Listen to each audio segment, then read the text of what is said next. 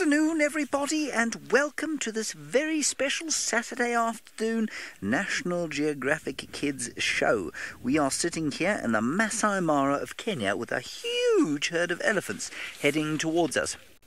My name is James Henry. It's marvellous to have you with us, and please do talk to us. You can do that by telling your parents to send us an email on natgeokids@wildearth.tv. That's natgeokids@wildearth.tv. Let's go back to this gorgeous herd of elephants. We're sitting here at a hyena den, hoping to see some hyenas. At the moment, there aren't any hyenas here, but we're going to tootle around this area and see if we can't find some hyenas, perhaps some lions, and otherwise we'll just enjoy the magnificence of the Masai Mara here in East Africa. It is one of the most gorgeous places in all the world. Where else would you be able to look at elephants moving in a landscape like that?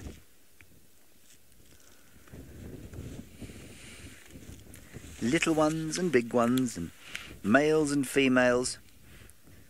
It's very beautiful indeed. Look how tiny the little ones are. They can hardly see over the top of the grass.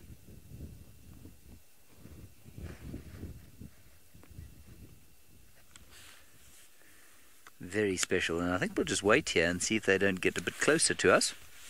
While we wait, if you go off to the right-hand side there, we've got a topi way off to the right. And while we get there, let me just quickly tell you that Bungay is on camera all the way from Nairobi. That is the capital of Kenya, and he's here joining us on camera this afternoon. There we go. And that is a topi, one of the common antelope species that we find here in the Masai Mara. We're in a part of the Masai Mara known as the Mara Triangle. It's an absolutely magnificent area. On one side, it is bordered by the Mara River, and on the other, by the gorgeous Olololo Escarpment, which is a mountain.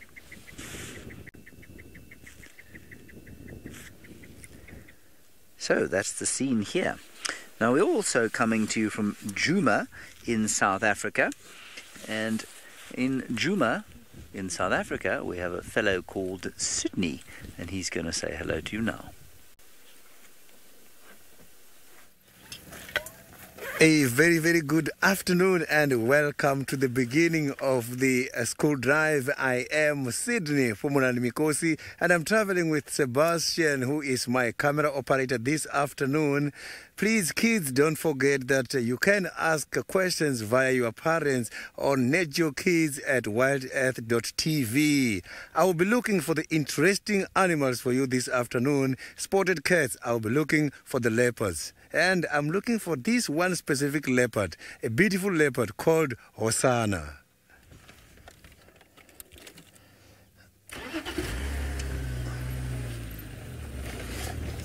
The sun is very hot where I am at the moment, and when the sun is like this, it does discourage the movements of the animals such as leopards and lions during the day.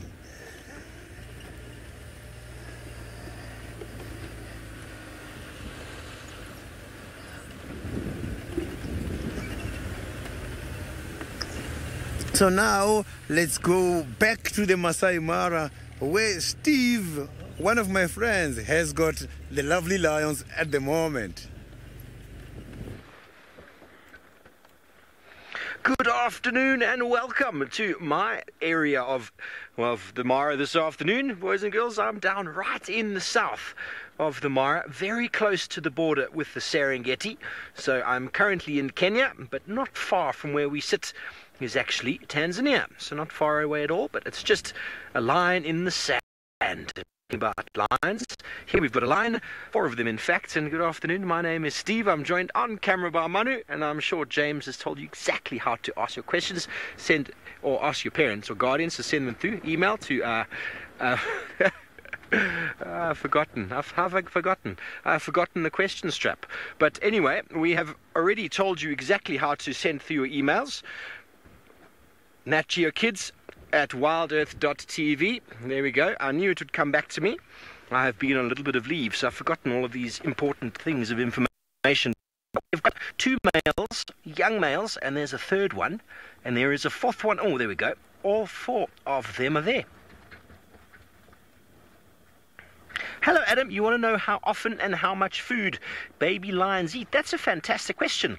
I really don't know how much a young lion can eat, but what they reckon, and this is sort of the statistic that they use for lions, is they think a lion can eat 1/5 of its body weight, which is a lot of food. A lot of food, 1/5. So if a lion weighs 200 pounds, it can feed on about close to 50 pounds worth of food every single day. So that is an enormous amount. But lions weigh more than that. Most lions weigh more than 200 pounds. A youngster probably weighs about 20. So work that out, probably about 4 pounds or so needed every single day. That's just working out a quick little maths for you there. But lions will eat whenever they can, really. They are opportunistic hunters, but they can go for a number of days without eating. Some people say even as much as 2 weeks, but they don't go for that long, because around us, where we are situated, and all across the open plains at the moment, as Manu's going to show you, you see all of those black dots all over there. Well, those are just thousands and thousands of wildebeest that have been up in the Mara, up in the triangle where we are, and they are part of an enormous migration that happens every single year. The animals come all the way down from the Serengeti, which is sort of to the right of the screen, and they come all the way up here, feeding on the lovely grass that we have. And they are slowly, as we speak, making their way back. So this is the time of year when the lions don't go very long without food. They have food all the time. Just last week, one pride was killing or catching 2 or 3 animals every single day. There's plenty and plenty of food. Well, talking about the migration, we're going to migrate all the way back down to South Africa to introduce a good friend of mine, Brent Leo Smith. Well, a good afternoon and a big welcome to Nat Geo Kids. My name is indeed Brent Leo Smith, and while everyone else is out chasing lions and elephants and leopards, I'm going to chase birds. So to give you a bit of variety, because it's not always about the big hairies and scaries, so we're going to do some bird watching this afternoon. And on point I can hear a sunbird, which is one of the more pretty birds we have. They look similar to hummingbirds from North America. There it is. Okay, David, do you see it? No, you don't. David is my cameraman. I forgot to introduce him. Davy. So, wait, no, come wide. You see the saffron. So a bit to the left. Up a little bit. Up a little bit. And zoom. Slowly. Down a little bit. A little, wait, let me just... Oh, no. Come back out. David is too eager there. Let me just have a look where from that branch. So up a little bit. Up. Center frame. Bingo. There we go. A very pretty little white-bellied sunbird. And you can see lovely green and blue colors. And it's busy giving itself a little clean. Now, they like to drink nectar from flowers, just like the hummingbirds of North America, but also they eat spiders. And what they do, which is very cool, is they will actually collect spider webs to help build their nest. So their nest stays nice and strong and together. They'll collect the spider webs and weave it in amongst the little branches, and that is how they build their nest. Now, a lot of the African sunbirds are both insectivorous as well as nectar feeders, so they will eat flowers, but during our dry season and winter months we don't have a lot of flowers around, so they will eat insects as well.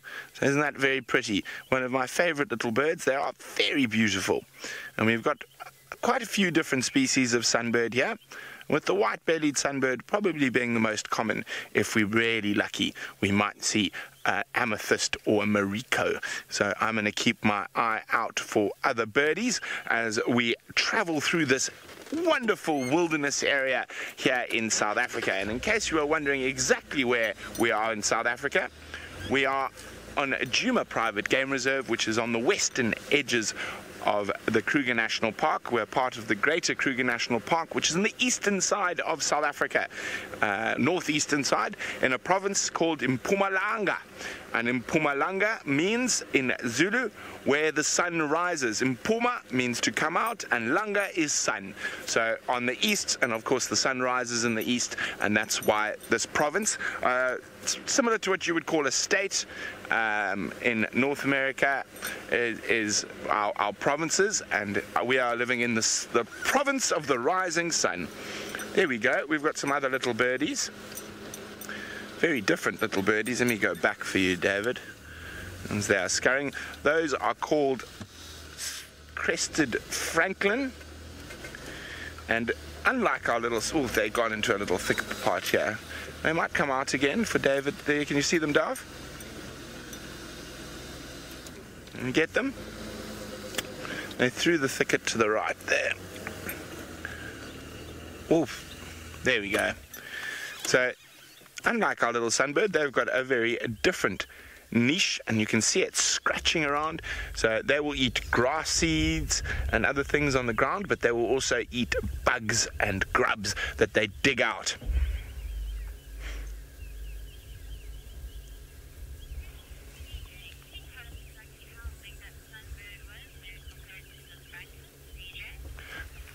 Now, CJ is wondering how big that sunbird was, and I've got an excellent way to show you, CJ, so don't you worry. Give me a second while I prepare and you look at that francolin. Now the francolin is much bigger than the sunbird. It's the size of a small chicken, the francolin, but that little sunbird is tiny, and I actually think, here we go, where are we looking now? White-bellied sunbird. There we go. That is probably just a bit bigger than it is in real size, and I'll put my hand next to it. So they are very tiny. That's probably a bit bigger than it is in real size. Oh, 11 centimeters, 10 centimeters, yeah. So actually that's about real size of that little sunbird. So they're very, very little. Isn't that cool? Okay, let's continue on. Leave our francolins to scurry around in the thicket. Hopefully we can find some that are more out in the open. Now, that's the wonderful thing about the African bush. You don't only have to look for lions and elephants and leopards. There's so many wonderful things to see that sometimes can be so tiny. But speaking of big hairies and scaries, let's send you all the way back to the Masai Mara and some lions. There are lots of wonderful things to see, and these are some of the animals that are the favorites. Everybody comes to Africa to see the lions. Lions and elephants, of course. Well, two of the favorite animals on the list, but then also everybody likes to see zebra and giraffe because they're just so funny looking. Well, zebra, obviously, because of the pajamas, and the giraffe because they're just so tall and awkward.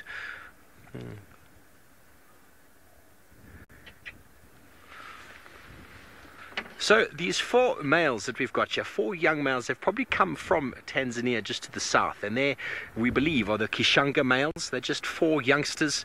I wonder if you, by looking at them, can tell me, send through with your parents a little question, or a little answer to my question, how do I know that these are males? How do I know that they're young males?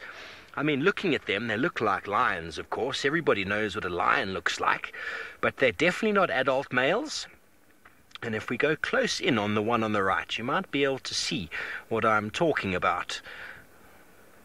A little bit closer if we can. Is that it, Manu? We punched in. So if you can look around, look at him. What can you see that is different that could maybe go, okay, that must be a boy? Because it's definitely a boy. And all four of them are boys. And what happens, these guys are about just under 2, between 1.5 and 2, somewhere around there. A couple are a bit younger than the others, but they're all a similar sort of age. And at this sort of age, they normally get pushed away from the pride because, you know, the adult males don't like young boys. They don't like them because they're competition. and so they chased them away. So it is in the best interests of these youngsters to stick together, because when there's 4 of you, well, you're a lot stronger than 3, even stronger than 2, and, well, far stronger than 1. So what they can do is they can actually catch bigger animals, and they'll also be able to fight other males if the males decide to give them some trouble. But when they're this age, between 1.5 years and 2, even up to 2.5, 3, they normally live a very sort of mobile life. Oh, that's a beautiful yawn. Where they move around a lot. They're constantly moving, trying to stay out of trouble, trying to stay out of the way of the big dominant male lions, because, well, they're not dominant yet. They have to be at least 4 to 5 to be able to be big enough and strong enough to look after a pride. And, well, these guys have still got a good 2.5 years or so before that will be the case. So until that point, they're going to just move and move and move and stay together, very close together. You can see the 2 on the left are actually very close. They were busy licking each other before, which is something that lions do, especially males. They like to do it to sort of reaffirm the bonds that they have, a brotherhood. They will go into war together. James, you have given an answer saying that the male lions have got a bit of a mane. That is exactly the answer. Can you see on the back of the neck there, boys and girls, there's a little bit of hair standing up, and just underneath on the throat and the chest, there's a little bit of hair. The females, that is very smooth. They don't have that little mohawk, so it's very easy. Young boys generally start growing a little bit of hair in their teenage years, and that's exactly what young male lions do. They start growing a little bit of hair on the neck and the head, and as they get bigger, that mane gets thicker and darker, and it becomes very easily identifiable from a distance. Okay, well, we're going to stay with these predators on the ground, and it looks like Brent has found one with feathers. Yes, and of course it tried to it took away as soon as you came. It is a dark morph Wahlberg's eagle. And it is flying away. It eats lots of little things, squirrels, insects. But we're now in a little dry riverbed, which is a great place to look for birds, because there's lots of nice trees for them here and lots of nice fruit and other things.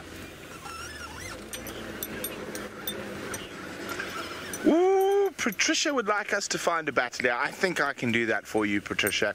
I will definitely keep my eye open for a battalier. But while I'm driving through this particular area, I'm looking for one of my favorite birds that we don't see too often. David was actually the first cameraman to get one on camera with me, and that's the white-throated robin chat. It's a very pretty little robin that lives around these riverine thickets. So you can see I'm driving very slowly. Now, the other thing is, even though we're looking for birds, we might have a chance to find all sorts of other creatures that live here.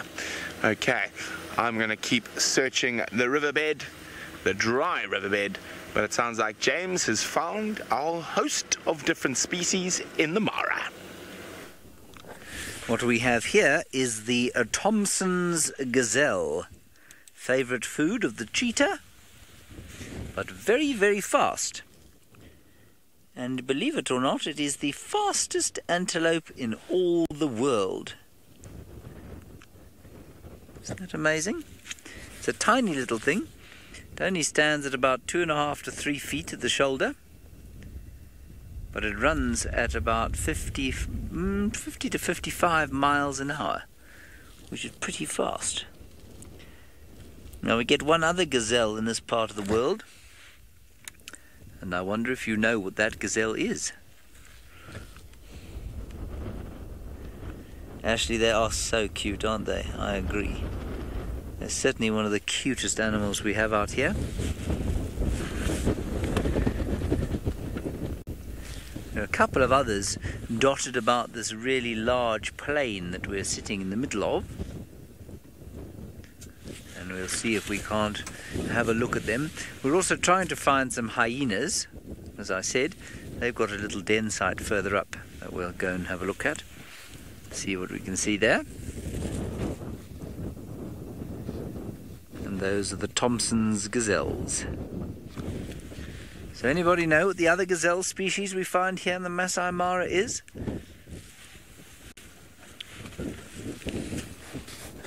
I've spotted something quite interesting. I have. Very unusual. Pan the camera to the left if you wouldn't mind, Bungay. You will find an animal that is normally in the water. It is not a whale. It is not a dolphin. It is not a crocodile. Nor is it a fish. It is a hippopotamus. There it is, hippopotamus. Now we don't normally see them out in the day. Normally they're out at night only, going grazing. This chap obviously has decided that because the sun is not out, he can go grazing in the middle of the afternoon. So there's lots of shade from the cloud. There could be some wind. There is some wind. There could be some rain coming in. He doesn't mind the rain, so he's going to go out and graze early. Yes, indeed, Coastsider, you say a water horse. That is precisely what hippopotamus means, doesn't it? Water horse?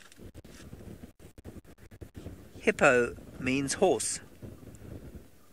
I'm assuming that potamus means of the water.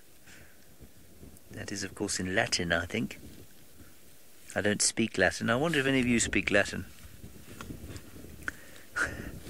That's a joke. I don't think anybody else in the world, I don't think anyone else in the world speaks Latin. Steph, I believe your answer to the gazelle quiz is a Grant's gazelle. Well, that's very good. Yes, well done, Steph. Have you done some naturalist work before? Are you an eager naturalist? Now, there aren't any Grant's gazelles around here. You can find them. They are much paler than the Thompsons and a bit taller. Not quite as fast. So that hippopotamus is a good, I'm going to say a quarter of a mile away from us.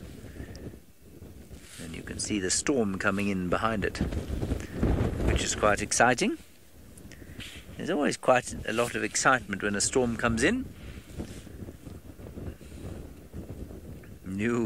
A little bit scary as well, but it is quite fun. Alright, let's move along the road. We're not too far from that little hyena den, so I think we'll see if we can get there now. DJ, a big white rhino is much bigger than a big hippo. In theory, a really big hippo could be almost the same weight as a big white rhino bull, but it's not common. So the average white rhino bull will weigh about 2,500 kilograms or so, it's about 6,000 pounds.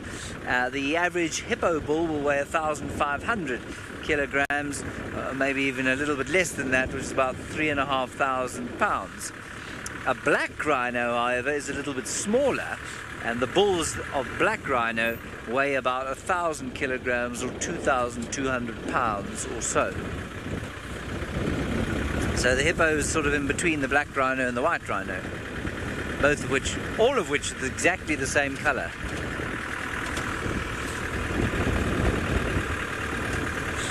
Margarita, the hippos will venture quite far from the water. I think you'll find at least sort of maybe 5 miles if it's really dry. That one at the moment is probably about a mile or so, 1.5 kilometers from the Mara River where they live. The Mara River's got thousands and thousands of hippos living in it. That's probably a young bull who is no longer allowed to stay with the pod in the water because the territorial bull won't tolerate him. Now we're coming up on the little hyena den. It is under a bridge that the human beings have built. There's a hyena, I can see one. Just going to drive slowly up to it so we don't give it a fright and we don't disturb the people who are already watching it, and so that the wind doesn't blow me out of the car. It's very, very windy today. Now this is the North clan of hyena. It's a very special clan. We know quite a lot about them, and we've spent a long time looking at them. So let's see if we can identify which member of the North clan this is. I can see one there. I can see one there, so that's 2. Let's see if we can find our very famous hyena called Waffles. She's the matriarch of the North Clan. Here we go. There's a young hyena there. That's not Waffles, the matriarch. And the reason they're sitting over here is that it is very easy for them to have a den or a little home underneath the bridge, because there's a pipe there that we've put so that we can get across this little river, and so it's quite a nice easy way for them to be here. Let's carry on, because there's a little one, there's another one here. Looks like an older one. We'll just see if we can't identify which this one is. There we go. This one is very tired. It's obviously had a very busy Friday night last night and is now having a sleep. That's also not one of the big adults that we know. I'm wondering if some of those big adults that we know are not somewhere on a kill, perhaps, eating. So I don't know which one this is.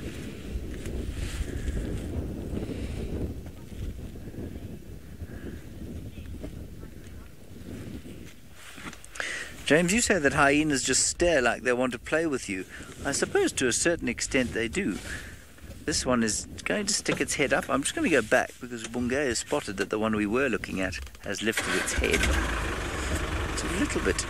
I want to make it nervous, so let's go back. In fact, I'm going to turn around rather than reverse. So I think we'll get a little bit closer if we reverse. So let's just do a quick turn around like this. Try not to crash or get stuck. I think we're okay. Whoops. Brakes are not so good on this car. Which probably belongs in a scrap heap. Right, let's have a look again. Now that other one has lifted its head, but let's just see here. There we go. Let's stop quietly here. Hi. Where are your friends? We need to see all of your friends, please. And, James, yes, I suppose their faces do look a little bit like they want to play. Certainly when they're younger. When they're adults, they don't pay us any attention at all. This one's quite a young hyena. And in this clan they've identified, I think it's 60 individuals, so it is a very, very big clan. Which is not uncommon for this part of the world. It's pretty normal for there to be a large clan of hyenas.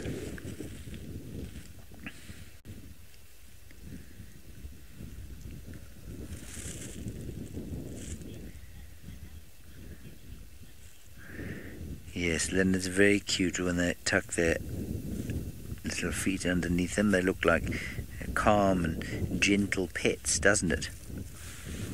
As calm and gentle pets are not so calm and gentle when they're on the hunt or when they're scavenging some meat from the lions of this area. But right now they look like gentle pets lying on top of their little paws. I'm sure there are a few more underneath us.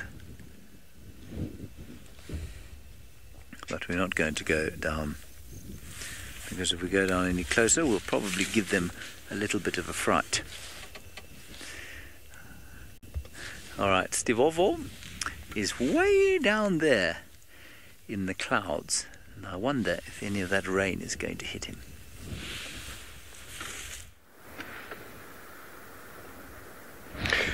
Yes, well, we've left our lions. They're very sleepy. And we decided to move into an area which is not far from where we were, where we've got some elephants that are always doing something. It's a small little family herd. Mommy, probably grandmum, and all her daughters. We can see the ages. The one in the front being the biggest. That is actually a male in the front. The one on the right is a male. Males are often bigger than females, and they get much bigger when they get older. And this is the biggest female there, with probably 3 consecutive years of babies following her now. different sizes, different ages, one by one, moving across the screen. Isn't that special? De Carlisle, you want to know if there's any super tuskers in the Mara? I have never seen a super tusker up here. I'm not sure. Manu, have you ever seen a super tusker? Well, you've spotted something. Lions. Lions? Okay, well, someone has spotted some lions. So, well, we're going to go and have a look, because these guys could be different from the ones we just saw. We've got an Ascari on the back. His name is Justin, and he is, because we're in the Mara and we're going to stay out late, we have someone board to assist, because for security and for the conservation side of things. And he has spotted the first lions earlier, and now he's spotted these over here on a termite mound. Okay, well, while we go over there and see what lions these are, it seems like Sydney, all the way down in South Africa, has had luck finding one of the very special spotted cats of Djuma.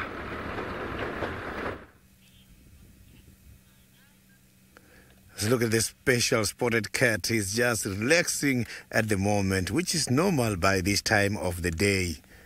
So he's just in the middle of the dry riverbed. So here where he is nice and moist, and it's not that very hot because the side of the drainage is helping him to provide the shade.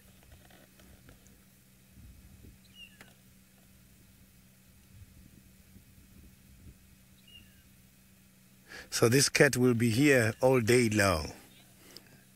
I'm also very happy to see Hosanna. Hosanna is now starting to become my favorite cat. Look at that, he's dirty a little bit, so when he wakes up, he's going to clean himself.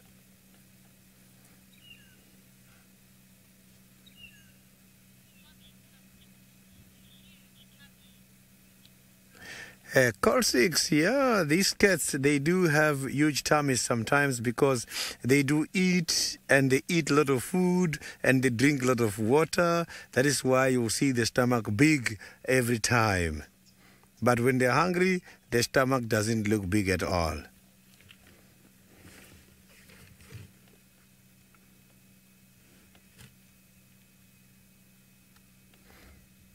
So you can see how he's breathing, that he's very tired. The sun is very hot. Cats and the sun, they don't really get along.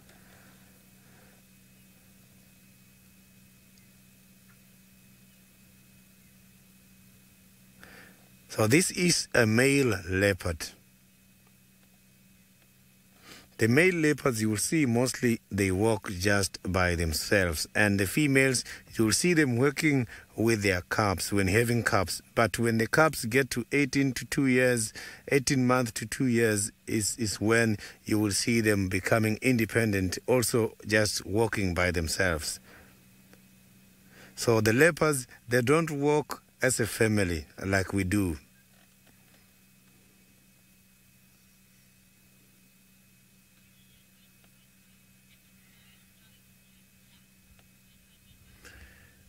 Niconico, if you look at the nose now, the color is looking black because of the shade. It is still pink. Normally, the leopards, the darkness of the nose starts to develop when it's about 7 to 8 years.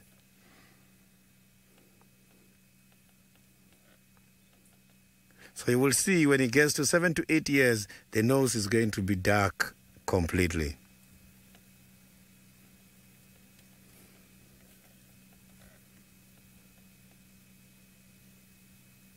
You can see that the spots makes them camouflaged with the surrounding. If you look at the color of the soil where he is now, the sand looks like the color of the spots.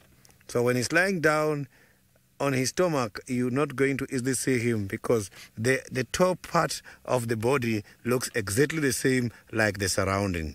It's like the sand. You can see the golden color. It looks dirty, but it's not dirty. This is how the color is like.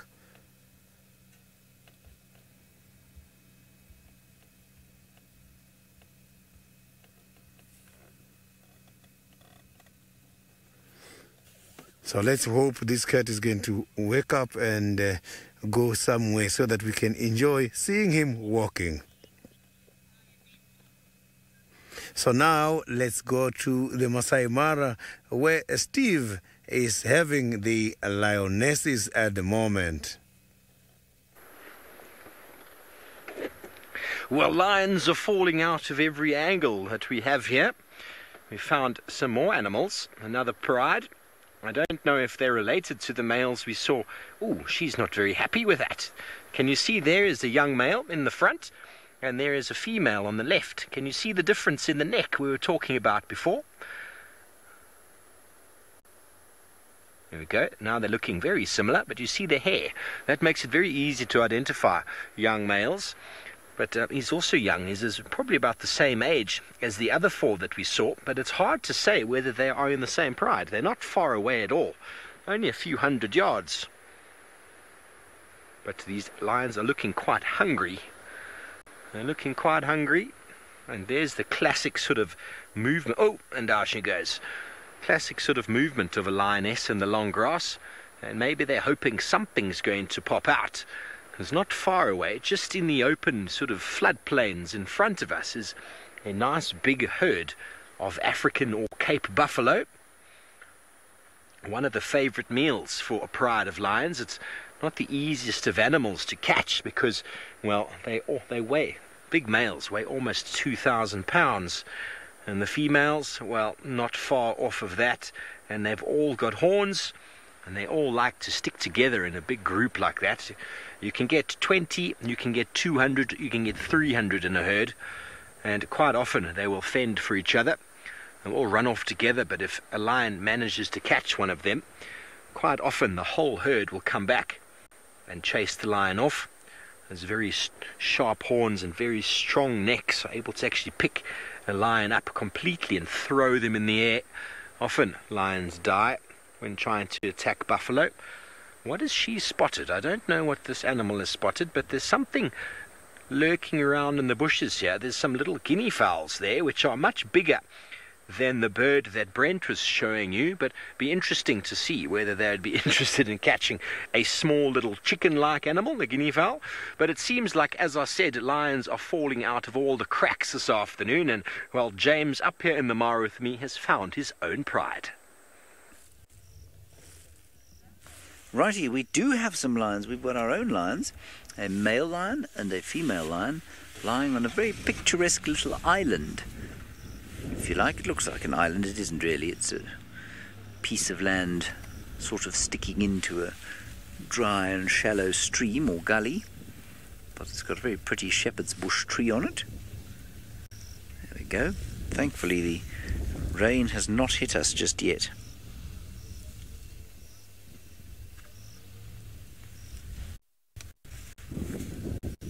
Isn't that nice? Very pretty indeed. Now that male's just got up and looked around. It looks like a youngish male actually. I wonder if it isn't two males. We did have a big male and a female around this area a few days ago, but they don't seem to be around anymore. I'm just going to go further forward and see if we can't get a better look.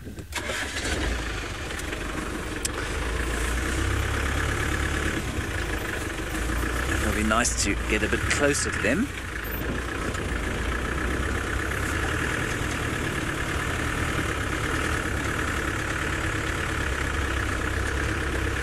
With our camera. Ah, no, this looks like actually a male and a female. Is it? No, it's two males. It's two young males. That's very interesting. I wonder who they are. I don't know who these two young males are. We do know a lot about the lions of this area, but those two young males, I'm not sure who they are or what they're doing here.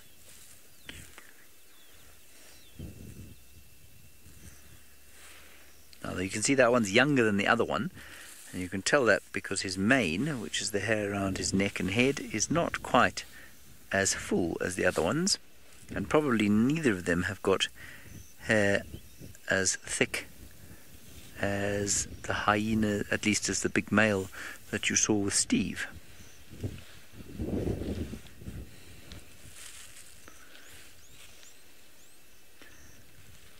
But otherwise everything's very quiet. Now this is what lions do, of course. They sit around and do not very much for hours and hours on end. And so it can be a little bit frustrating to spend a lot of time with them, but it's never a bad idea to be patient. Especially when there are buffalo around. Paula, lions don't really need to hide to stay safe because they are the things that everything else is afraid of. So that's why they're so fast asleep. They're not looking around. They're not worried about anything. So if it got very rainy and unpleasant, they might go into this ditch or find a thick bush to lie underneath. But they're not really afraid of much. And so they're pretty safe all the time, really. They're not safe when they're little. When they're very little, they can be killed often by other lions and by hyenas and leopards sometimes. And then they must stay close to each other. So their safety, I suppose, is largely found in their size and in the fact that they like to live in big groups of lions. When you live in a big group of lions, well, then not much is going to have a go at you. Now, if we look over the front here, there are some buffalo, 2 buffalo. They're just over there. Let me get my fat head out of the way. There we go. Now, I don't think that these 2 young males pose much danger to those buffalo because those buffalo are very big, and it normally takes 3 or 4 lions to pull down a big buffalo. And these guys don't look like they're going to hunt anything. They do hunt, of course. Male lions, especially at this age, do a lot of hunting, but they'd probably go for something smaller like the topee we saw earlier. The Thompson's gazelle would be much too fast for them. But they might have a go at a buffalo like that if they were feeling very brave. Lovely picture there of a very peaceful buffalo and a very whole peaceful scene, despite the fact that we are sitting, of course, with these supposedly terrifying predators. Beck, you say 3 young males recently were ejected from the Olololo Pride. Could be them. I think they look a bit old, though. I'm not familiar entirely. Well, I haven't been familiar with the Olololo Pride for a long time. It's possible that's them. I'm just wondering if it's not the 2 youngsters from the Sausage Tree Pride, perhaps. But I could be entirely wrong. I know that one was slightly older than the other. I think these guys are younger than the Sausage Tree Pride males, though. One's got his tongue stuck out, which is quite amusing. Like a sleepy dog. If you couldn't see him breathing, you might think that he was dead, but he isn't. He's he is breathing. He's just so fast asleep, he can't even pull his tongue into his mouth. It's quite funny to see, isn't it?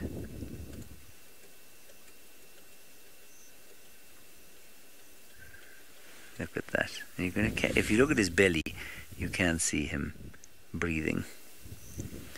Just zoom in on his belly there, if you don't mind. Let's make sure that he is in fact alive. There we go. Look how fast asleep he is. Exhale. And wait. And inhale. So fast asleep. Hardly using any oxygen at all. He's going to wake up with a very dry tongue.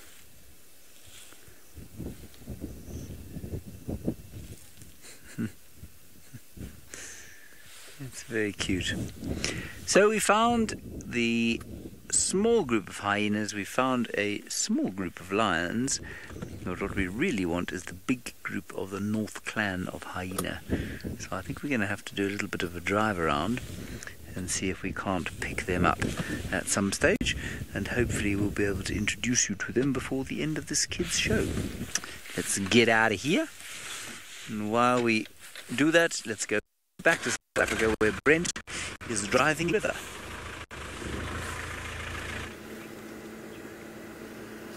Hello, I found a leopard. tortoise. And while you look at it quickly, I'm just going to have to talk on the radio for a second. Copy, thanks, Chris. Yeah, it seems like last sign is a mamba heading northeast. So I'm going to check Batalea now. There's a couple of big game paths that she likes to use. There we go. An estivating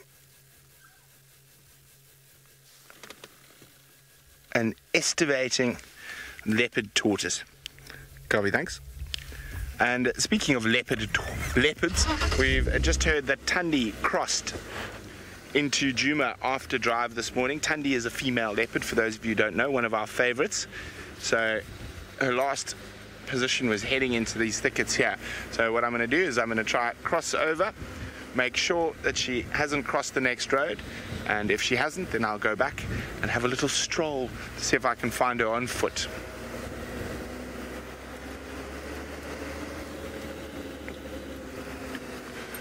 Okay, and it doesn't look like anyone else has driven here today, which is good news for me. It's always much more difficult to look for tracks if someone else has driven here before you.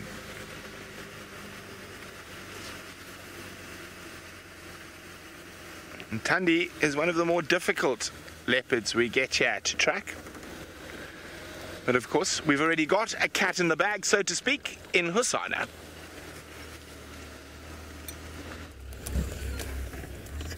So now Hosana is starting to be active. I can see that he's up and running at the moment. He has just been eating some dry grass. When these animals are eating the dry grass is when they're experiencing the internal problems, the stomach internal problems such as the parasites. You can see now that he is about to change. Let's see. Oh, it's time now for him to go to the bathroom. You can see he's still eating the grasses there. So the parasites are those things that affect us in the stomach, the tapeworms. So for them to get rid of the parasite, they must eat. Normally, they target the green grass. But if the green grass are not available, it's then that you will see them feeding on these dry grasses.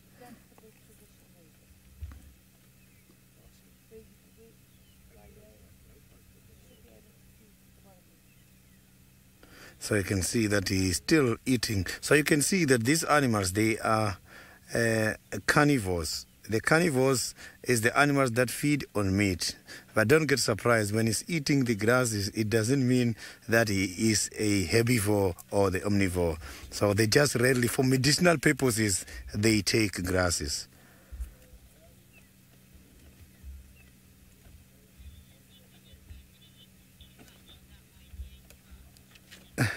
Niconico is not eating the grass because he ate too much. So it means he's got some internal stomach problems. The tapeworms is the ones that are driving him to eat the grass. He wants to clean them in the stomach.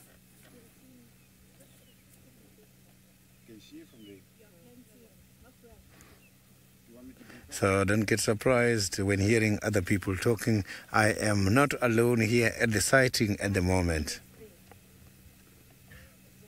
Now you can hear now he is coughing.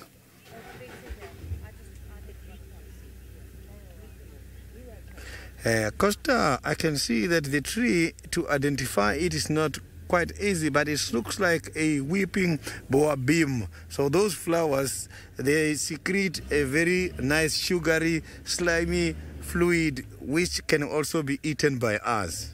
So I have been testing this a lot. Look at that. You can even see the ants there. So the ants, they like the sugars. So these ants, if you look at the body design of the ant, the stomach is after the waist. It's not before the waist. So the ants cannot be able to eat the solids. So they eat the fluid and they like too much sugar. That is what they're getting there at the moment. So earlier on, we also saw one of the sunbird was here.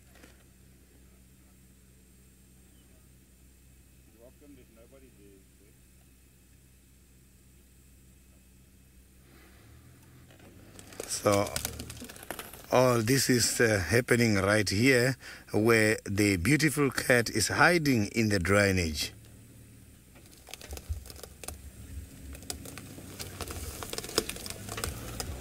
So you can see now he is on his toes. He's now busy feeding on that grass. So the grasses, when they're too dry, sometimes they can be very dangerous because they are sour. So you must have to be very careful.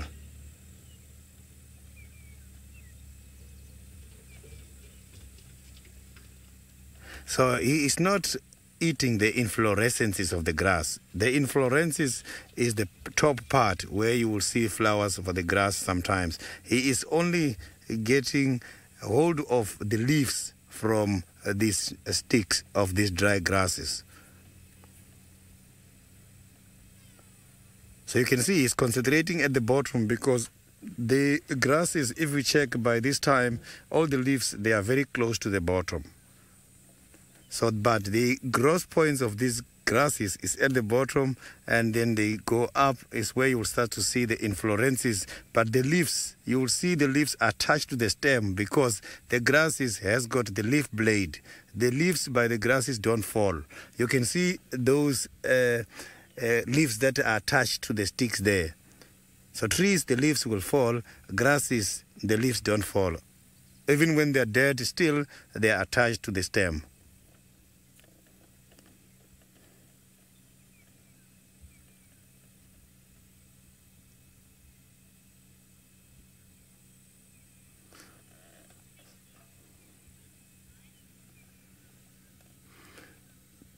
So now let's go back to Steve, who is still having the beautiful big predators, the lions.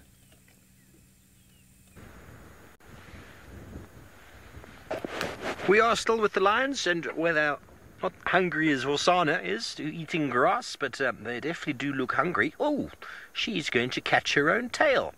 Something seems to be irritating her on her bottom. I'm not sure what it is. It's not the first time she's turned around like that. It's possible that there's some injuries or some wounds there. Maybe because when lions fight, they often attack each other right on the bottom. Isn't that nasty? Right on the bum. Claws and teeth. And so sometimes it might get a little bit infected, and maybe there are some flies that keep irritating her there. You can see her swishing her tail. She is a beautiful lioness. She doesn't look like she's eaten. Her belly is quite empty. And, well, this evening, this pride, I am sure, is going to get up, get on the move. We're in the area of the Oldonyo Payak pride, but I'm not 100% sure if this is them. It's very hard to say up in the Mara. There are so many lions. Sorry, Kirst, I didn't quite copy that question. If you could repeat that for me, please. But we've got a couple youngsters that are just lying in the grass. They're all very wide awake.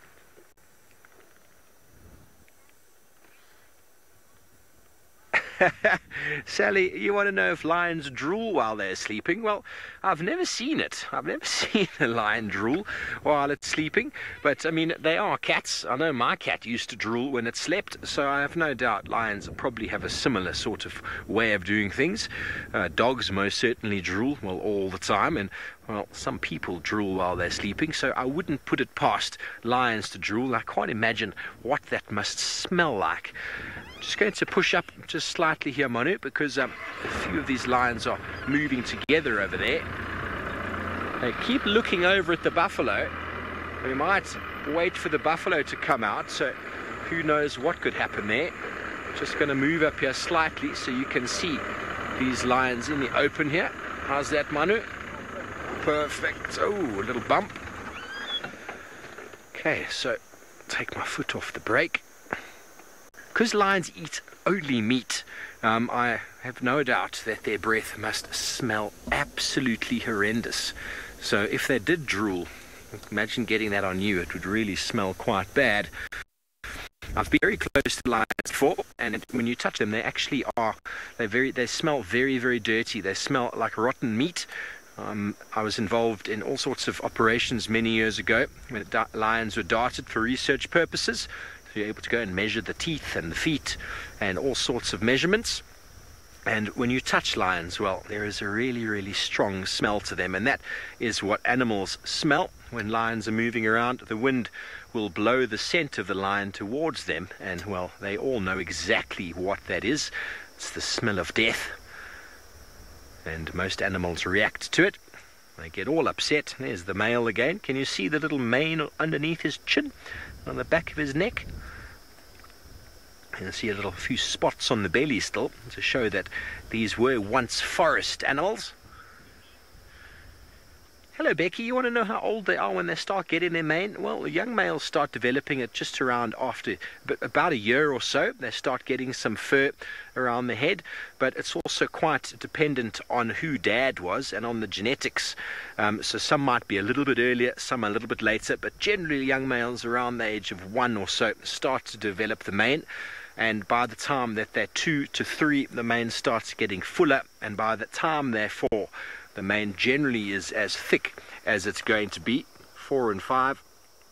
And then after that, the males are regarded as being prime males, and that is when they try to look for the ladies to defend areas and to reproduce, of course, so that they can have some youngsters to go forward, because that is what it's all about, to be a lion.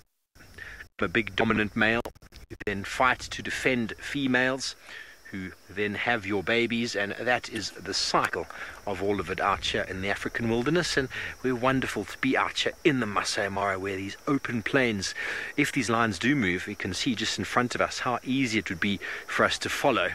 A really, really nice place. But lots of animals out in the open plains have moved much further away. They kind of know where the lions were this morning, I suppose, and so they've kind of got like a little safety buffer between them. The lions can walk many, many kilometers every night looking for food. We were actually looking for a pride that we spent a lot of time with yesterday, and we haven't been able to find them. Well, animals that are out on these plains that are probably the most observant and generally always spot lions first. James has got one of them. Yes, many animals out here very observant indeed, especially if they have young ones. And these topi over here have got some very young calves with them. Look how sweet they are. They look like tiny little, I don't know, cattle almost. They are not cattle, of course, they are topi. Very peaceful. They're nowhere near any lions. Well, they're not too far from those 2 male lions, but at the moment those 2 male lions wouldn't have a chance of catching them because we are in a very open area. They all look fit and healthy. Shiny coats. And I just think their colours are so spectacular. Kathy, I don't know how to answer that question. Are mammals the only animals that play? Well, let's think about it. Have I ever seen a fish play? I don't know. I don't know enough about fish. I'm not sure I've ever seen a reptile play, a lizard or a tortoise. No, I don't think I've ever seen a lizard play. Frogs, I don't know. Yeah, I don't. I think probably mammals play more than most animals. But you might find there's a little bit of playing amongst some of the, I hesitate to use the term more intelligent reptiles, but maybe there is. I'm just trying to think of crocodiles that, you know, if you watch a documentary on crocodiles, when the little ones are born, they don't play at all. They just go off and start their lives. Same as the turtles. When they are born, they just go off and start their lives. So I think probably mammals are the only ones that play. Then there are also some warthog here. I can just see some there. Bless you. Bungai has got consumption, but other than that he's fine. He doesn't really have consumption. He's just had a sneeze. There are some zebra, and there are also some warthogs. Isn't that nice? Just the most peaceful scene. And of course it's not quite so peaceful when the night falls, because then everyone is a bit terrified that the lions or the hyenas will grab them. But for now everything is gloriously peaceful. Little calves and their mums, zebra and water pigs. A couple of birds flying around. The storm seems to be way down south, because if Steve hasn't been rained on, then I'm pretty sure it's not going to hit us, because Steve is a long way away from us. Right, well, kids, that's going to be it from this show. We will see you this time next week, Saturday afternoon, 4 o'clock Central African time. So thank you very much for joining us. Thank you for your questions and your comments. It's been great to have you here. We're going to continue with the rest of our safari on YouTube on Safari Live. Until next week, stay safe and happy. Bye-bye.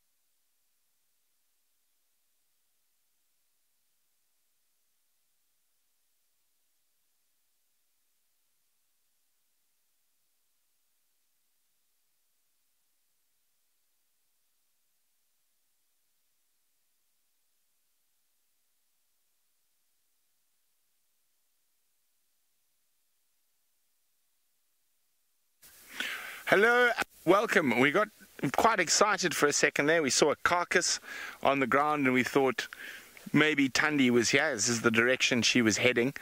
And fortunately, it's a young Inyala. We've spoken quite a lot in depth about why a lot of herbivores are dying at this time of the year. Hasana found 2. We had a bushbuck die in our garden. Sydney found that Inyala. And it is a lot to do with their diet. It's been 3 very dry years. There's not much good browse around, so the browsers are being far more affected than the grazers. And basically the high tannins in their diet and the chemical defenses of the trees are doing their job, but normally when they would move out of an area and go feed off somewhere else, unfortunately most of these areas are all being heavily browsed because there's not that much browse around. So basically it affects their gut flora, and it's almost like colic where their stomachs twist and turn over. So you do blood in the nostril.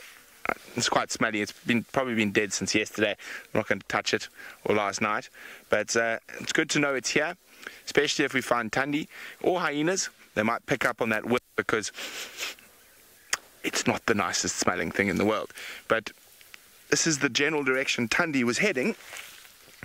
Let me get myself out. I approached this dead Inyala very carefully in case Thandi was waiting to give me a Thandi smile.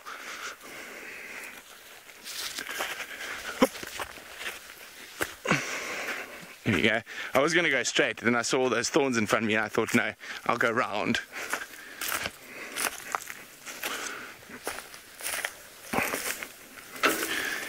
But hopefully we do get some luck with Thandi. I'm really interested to see that injury she's got, how bad it is. I don't think it's too bad.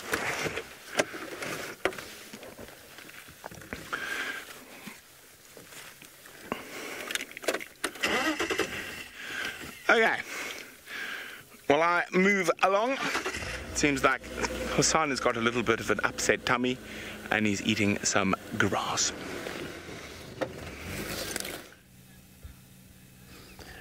I've got Hosanna now who is having some starters.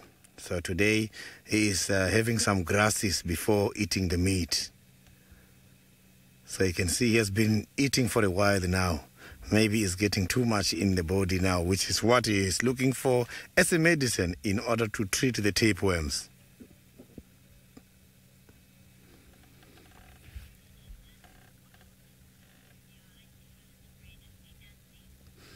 Nancy, the 2 nyalas that were found dead yesterday by Hosanna by the drainage, they all died naturally. And normally, by the end of the dry season, we do experience the same problem in the whole country, not specifically to here where we are, because of the following. The animals, they do battle in order to get hold of the nutritious food during the dry season. And because of that, if the rain comes, after the rain is going to leave quite a lot of cold. Sometimes, if the rain doesn't come, heat is going to come. The body functioning of the animal animals after or during the dry season is very much weak. And if the cold comes or too much heat comes, that animal is not going to be able to survive that. Apart from that, the food they eat, some of the food now is starting to come back, and this food is coming back with the high voltage of the chemicals such as tannin as well as the phenol. The tannins are those kind of chemicals this kind of vegetation is using in order to regulate the browsing activities. If you can check, animals that are getting affected the most are those who are browsing than the grazers. Impalas as well, they experience the same thing, because impalas, when the grass is too dry, they switch and concentrate on leaves as well. The high availability of tannin makes it difficult for the animals to digest, and they get constipated, and some of them, they also eat more than expected, and that is when they are going to have some air blockages, which is called bloat, and they lose their lives. So imagine if that is happening and there is no much water available for them to drink. Animals such as browsers, they do get some of the water through the vegetation.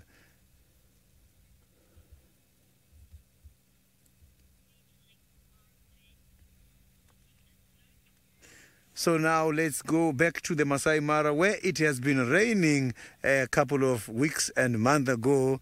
The very healthy animals are with James at the moment.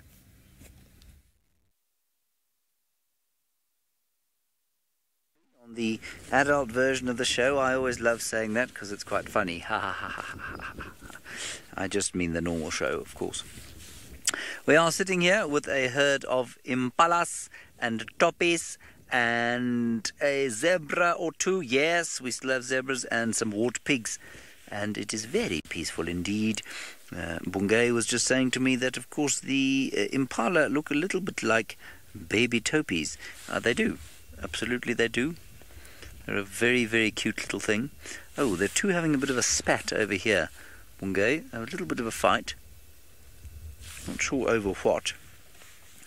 Now, when I first got here, I thought to myself, well, you know, the topi, just another antelope, fairly average social structure, pretty boring for socially, very nice to look at, but they're actually very interesting. Now, the reason I say that is manifold, but mainly the fact that the females have got horns is quite interesting. Now, I know this not because I've been doing a whole lot of reading on topi, but because Paulie is up here with me, and I've assigned him to do a whole lot of reading, and he has then, through the course of our training, told me things that I didn't know before, which was one of the great advantages of training. Now, one of the things that we know about these horns is that, yes, females with horns often use their horns to defend themselves against predators, Gemsbok or oryx being a very good example. But these guys also do a number of things with their horns. Apparently the females fight with each other. If they do maintain some sort of hierarchy. Apparently if a rival male comes into the dominant male's territory, it's not unusual for them to chase him out using their horns, because the size difference is actually very small between males and females. And then the other interesting theory, which didn't come from Koli but came in fact from David Gitu when he was training, was that the horns on a female, they're postulated to be there because the females as young males, and the other way around. And it works better the other way around, that the dominant males leave the young males alone until they're big enough to kind of look after themselves, because they mistake them for females. Now, whether or not that's true or not, I have read it myself as well, so I don't know. That is an impala being an idiot. He is attempting to create himself a territory, and there's a topi watching the impala going past, going, what an idiot. Sorry, I believe you had some break-up there. I do apologise. It's nothing to do with me. It is, well, it's probably Conrad's fault, really. Conrad is sitting in Johannesburg now, tapping on his keyboard, clicking his mouse. I'm sure he's now shaking his fist at the screen as I've said it's his fault. They just are so gorgeous, though, the taupi.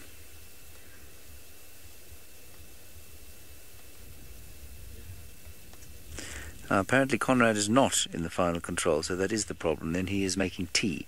I suspect he's making tea because he's been sent to make tea by Kirsten, who is directing, or quite possibly her D2. And I'm not sure who D2 is at the moment. Who's D2, Kirsten? D2 is the second director who sends all of your questions through to my ear. It is Louise Pavid who has sent Conrad for coffee and rusk. Yes, and Kirsten says she didn't ask for anything. She's lying, of course.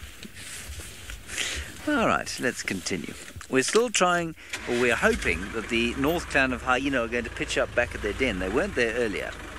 A little bit worrying, because we rather need them for the TV rehearsal.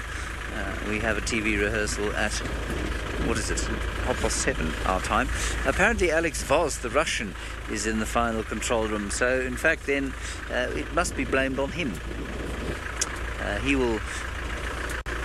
He's not the most expressive man, so he will now express his anger by doing the following with his face. Are you watching? You must watch carefully. It'll look something like this.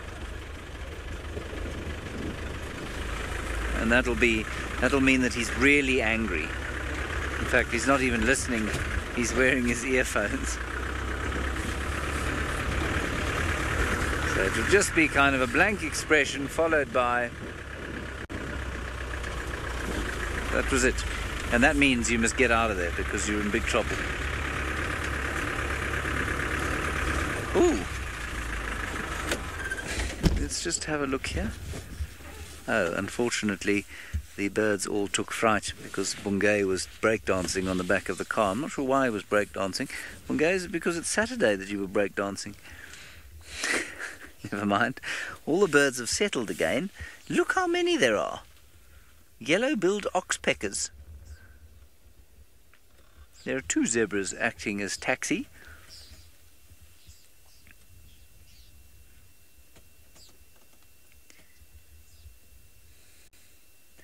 Not sure why those 2 particular zebras are the ones that have been chosen.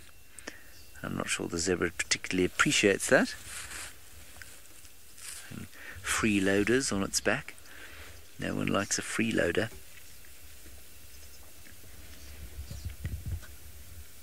So those are the yellow-billed oxpeckers, and we know that, of course, because they are bigger than the red-billed oxpeckers. Well, you also know that because they've got yellow on their bills. Yes. Good. On we go towards the North Clan Den.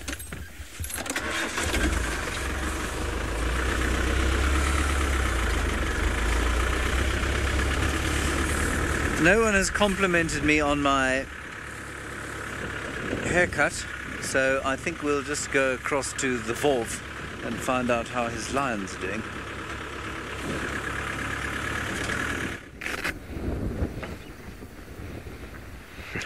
Thanks, James.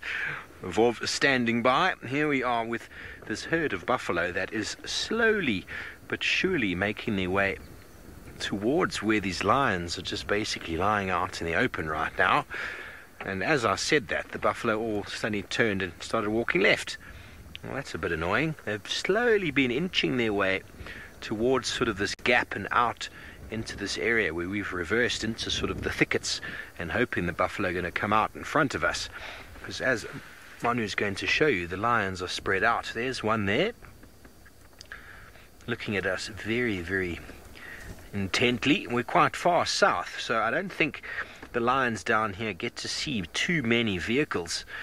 Those males we were with earlier, those 4 males, they weren't relaxed at all. We had to park a good 70 meters away from them, otherwise they moved. We were able to get as close as 70 meters eventually, and we were watching them showing some interest in a buffalo, but I think they were a little bit too uneager, really. They want the food, but they don't realize that they've got to go out and get it. Yeah, there's one lioness on the bottom right. She is very intently watching this herd of buffalo. It looks like a young male up on the mound there. He's also watching. He's hoping Mum's going to do something for him shortly. But in the buffalo herd, there are a couple of youngsters, which I'm sure these individuals will be eyeing out.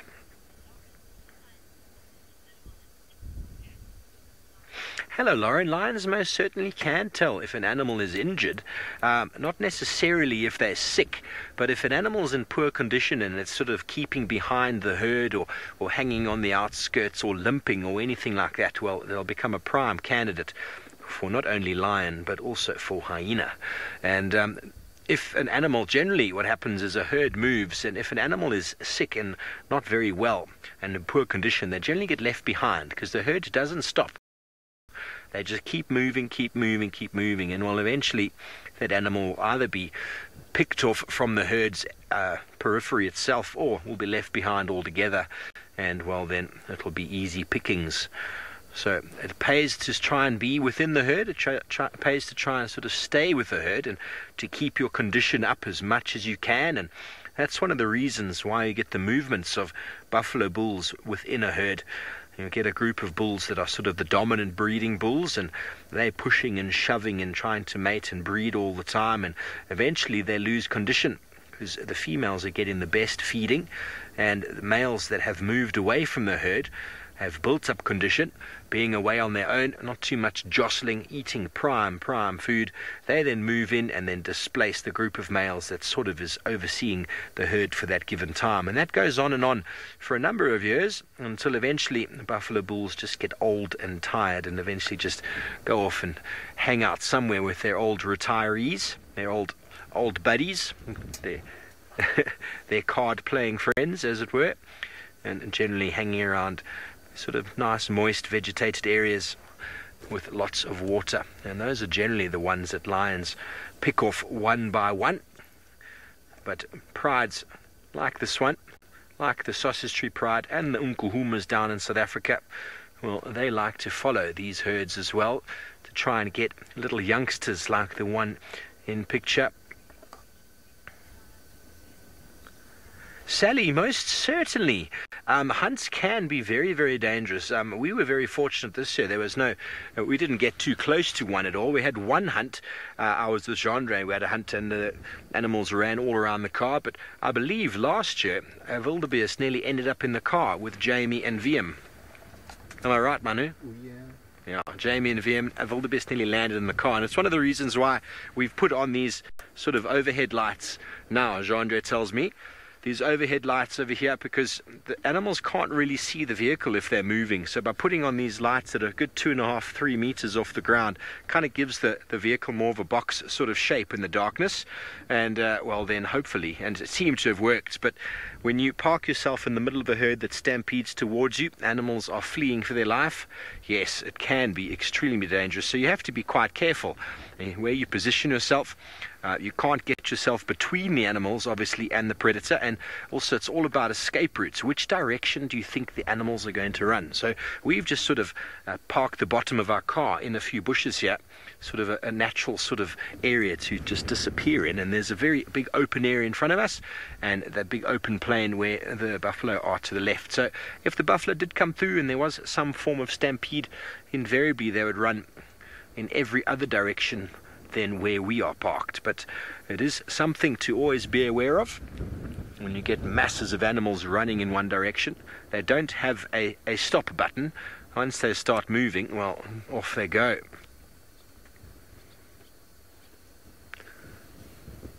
Because they try and keep together as one big unit, try and confuse the predators. Doesn't always work.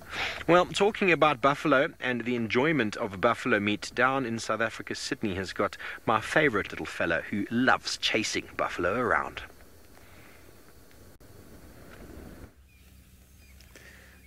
You can see that Hosanna is right now facing me.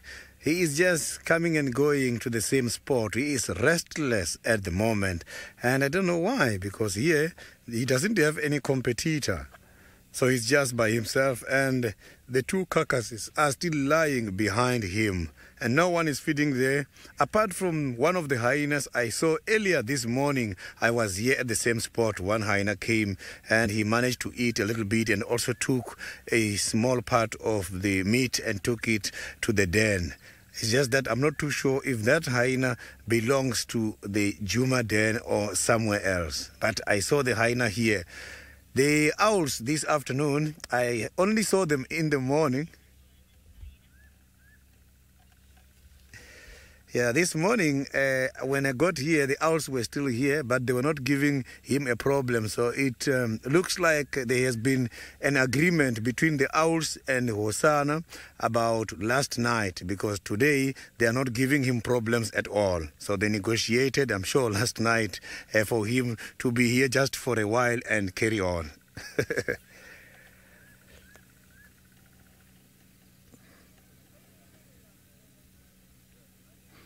So you can see that the stomach, it looks very big at the moment. I have been to the Galago Pen, which is the nearest water hole in the area. I never saw his tracks. But yesterday, we saw him drinking by one of the potholes, which is clear that this cat might be having water from somewhere here nearby.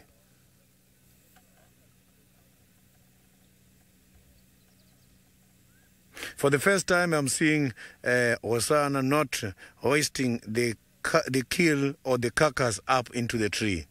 So I think the nyala, the size of these nyalas are too big.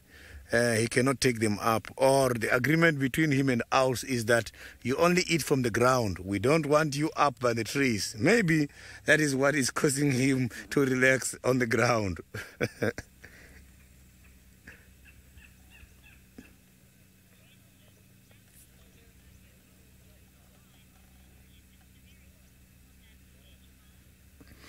Sammy, I am not too sure why there are no leopards in America. So the leopards in America, I don't know about them at all.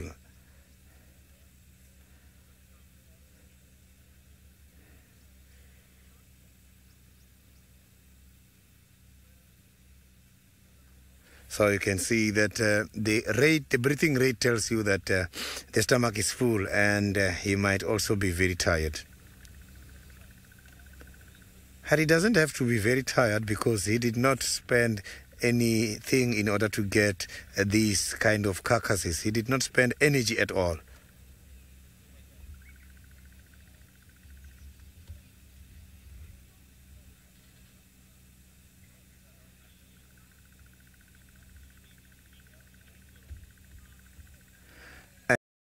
Barbara, the turning doesn't affect the predators because these predators, they don't really feed on the leaves. Like we saw this one doing earlier, it was just about the grass. But they do access some of the waste products such as the stomach juices, which is consisted of some of the tannin available. And this tannin, it doesn't affect them because they like to drink the stomach juice. And the stomach juice is consisted of the digested food, which includes those kind of chemicals. So tannin only affect the animal who is feeding on a plant.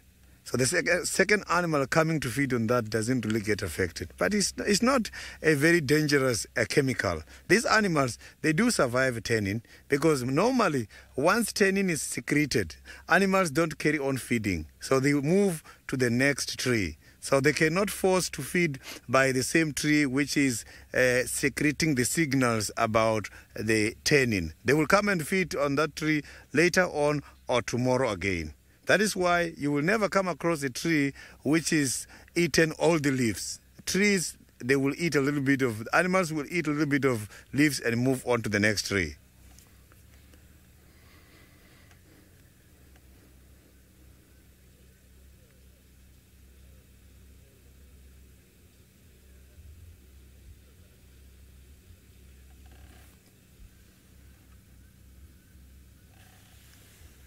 So you can see that the drainage line provides a very good shade because he is right in the middle. When the sun is on the eastern side, he will be enjoying the sun, he will be enjoying the shade from the wall against the eastern side. When now the sun is going on the western side, he is enjoying the shade from other side. So that is why these kind of animals prefer here. This is very moist. So now let's go to another leopard. Brent is very lucky with Tandy at the moment. Yes, not. Hopefully we will find her. I just came and did a quick check along our eastern boundary to see if she didn't come off to Torchwood. So unfortunately we are not able to go into Torchwood at the moment because there are people in camp. So that is why I'm not with the Nkomas. So we're going to keep checking for Thandi. And our plan now is to head to Drakensberg Road and just park and listen somewhere between Batalia and Mamba Road. It's a very big block, very thick block. But if she's moving, hopefully she will disturb some herbivores that start shouting at her, and we will have some luck there. I think that's our best bet for now. Although I was trying to wonder, Thandi, or do we go east?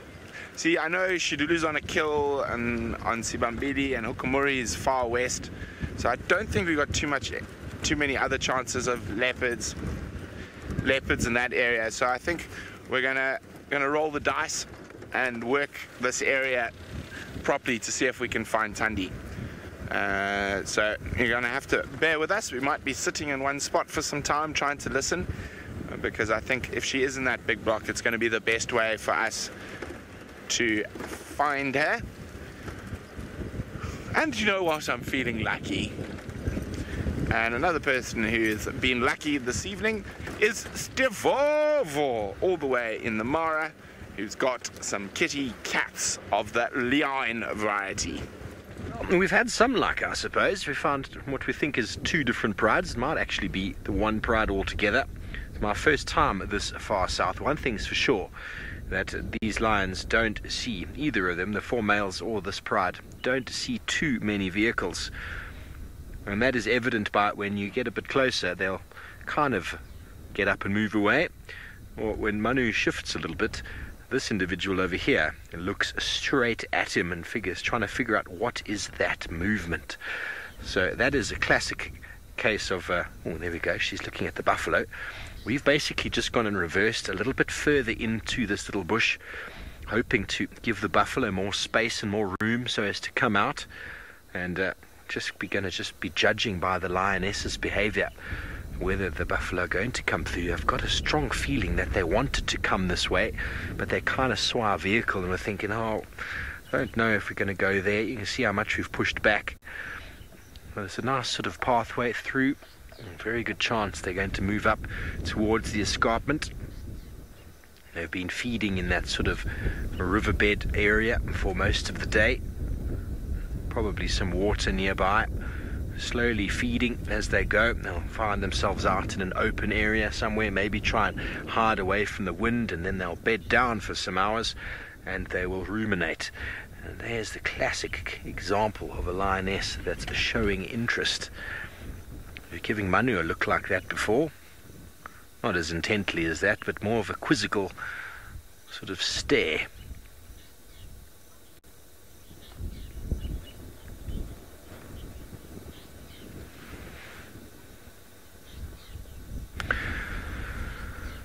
Patricia, I saw an article about those buffalo. I find it absolutely bizarre that all those buffalo drowned. I can't imagine how big the herd was and what caused them to run into the river, and that 400 drowned. I thought that was incredible. I thought most mammals could swim. We're the only mammal that needs to be taught how to swim. Most mammals you throw into the deep end, they'll make their way out. But the buffalo, maybe I'm thinking that they stampeded over each other, and just some of them got a little bit too boisterous. I don't know more about it. I read a little bit of an article about it, but there wasn't enough information about what caused the stampede and how they actually drowned. I mean, maybe the water was quite deep. I really don't know. I thought a buffalo could swim. I'm thinking maybe in the confusion. Okay, so lions were chasing them, and maybe in the confusion some of them stampeded and crushed each other and sort of just led to a little bit of drowning. Very, very interesting. I don't think anything like that's ever been documented before, but interesting nonetheless. Wonder if a lion even got one of them in the end. But if 400 drowned, there must have been an enormous herd going through there. you can get herds of 200, 300, 400 animals, but for 400 to be drowning, you'd think that they were part of an even bigger herd. You wouldn't think the entire herd went and committed mass suicide by drowning in the Chobe River. They were thinking the crocodiles didn't have enough to eat, perhaps. But very interesting. I would like to maybe follow up more on that. Thank you, Patricia.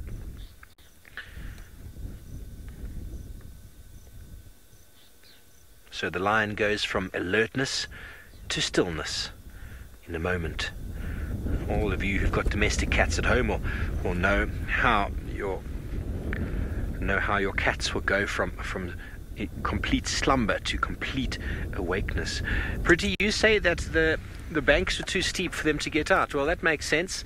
They went in one side, but they must have not been able to get out the other side. It's very, very interesting. Would love to get some more information, maybe watch a little video on exactly what happened there, because you'd think that if they got in, they'd be able to get out. But that's one of those things, I suppose, like lemmings going off of a cliff. Once one goes, they all follow. And once in the water, well, how long were they in there? Very interesting. But please send through any more articles, information you might have on #SafariLive. Tag me in there. I'd love to follow up a little bit more later. We are in a very low signal area here. We get no cell phone signal or Wi-Fi on the vehicle, so I can't even investigate that any further, I'm afraid, this evening, until I get home at least. So it's only the one lioness who's got any alertness in her.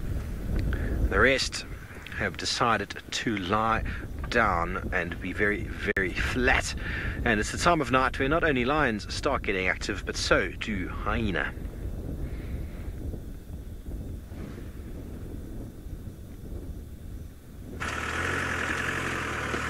Yes, we have got a hyena of the North Clan. We've been at the den, and she took off and went off sort of towards the west, and then stopped going towards the west and is now running back. And I don't know if she's going to move her cub. She's definitely got a cub. No one else is at the den site that we can tell. I don't know where they are. I was hoping she was going to lead us towards a kill where the rest of them would be lurking. But let's just watch this play out. I'm just try and keep up with her. I mean, I know she's going back to the den, and I don't want to give her a fright, so we're just going to give her a bit of distance. I can still see her in front. If we were to zoom in on her now, I'm afraid you'd get very seasick very quickly. Yeah, we've got her there. I'm just going to get a little bit closer, and then we'll allow Bungay to zoom in on her.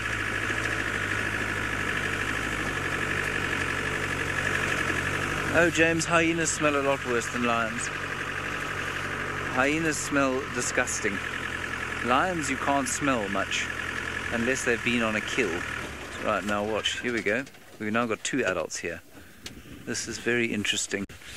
They definitely weren't all here when we arrived a little bit earlier. Now the adult we followed seemed to go off and investigate another potential den. She sniffed around at a hole, but also as we got here, kind of seemed to be behaving as if she was looking for the others. Now her den is just inside here. Let me go around quickly.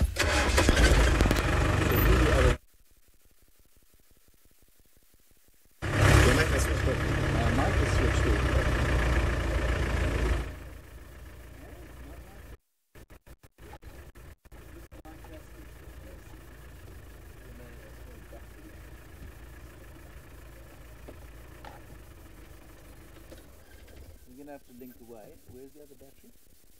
Okay, sorry about that, everybody. We are going to go to Sydney now.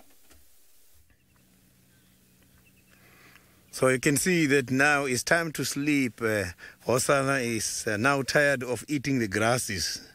So he's now having some sleep, but at least the sun is just about to go down anytime soon. Maybe he's just having the last beat of his sleep. He might now come out and be here by the open space, because now where he is quite very difficult to see. We are just lucky, and we are the only ones who are at this spot at the moment.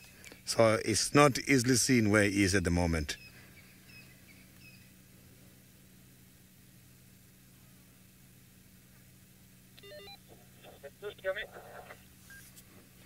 So you can hear that the area is so very much quiet. The birds are not even chasing him, apart from the owl. Any other birds and squirrels that normally gives out an alarm call, they are not worried because they cannot see him where he is. He's right in the drainage, which is very deep at the moment. You can see that.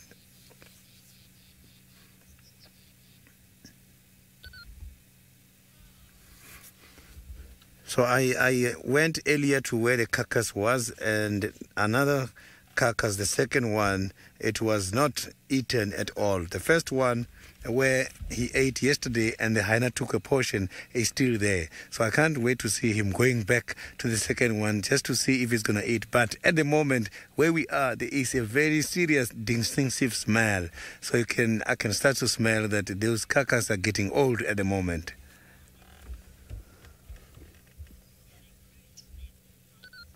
Tom, these animals, leopards, they are born with the spots. You will see they are very much beautiful, but they're not as light as now. They are much more brown. And then you will see them when they're still very young.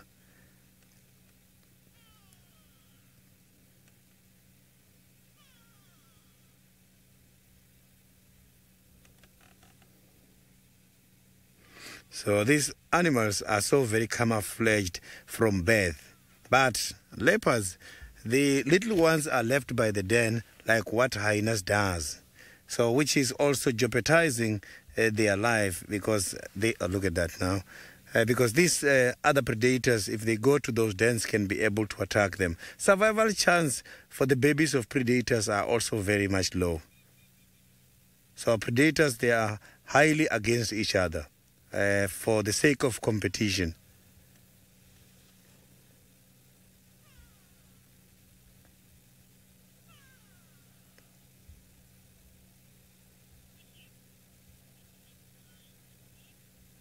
So now let's go to another predators very far by the Masai Mara, where Steve, he is still with his lions at the moment. Yes, we are in the southern section of the Mara Triangle, and we are in the infrared spectrum as the sun has set. We would love to have shown you a sunset this evening, but the clouds have been overcast. We were caught in a rainstorm earlier before going live, and our pride of lions is slowly getting up and moving. That herd of buffalo, well, they just vanished without a trace, which is what big animals out here have the uncanny ability to do. And so the lions seemingly moving away now, one by one, once again, as last night with the Sausage Tree Pride, using the wind. The two individuals that moved off walked directly in the direction of the wind before plopping themselves down again, because that was a lot of work, walking 35-40 yards. And I'm sure in the next few moments they'll be getting up and moving in some sort of direction for some food. And either side of us, towards the right and the left, there are massive herds of animals all over the plains. We've come down to the south in the search of the Sausage Tree Pride again this evening, and we found the remains of, or the remnants of, the migration still in full swing in the southern section of the Mara Triangle. The horizon littered with wildebeest, buffalo, and many zebra, although you can't see any of them now because they're all to the left or the right of where we are situated. Kind of this big bubble around the lions, obviously where they'd been hunting last night. The animals have decided to keep well away.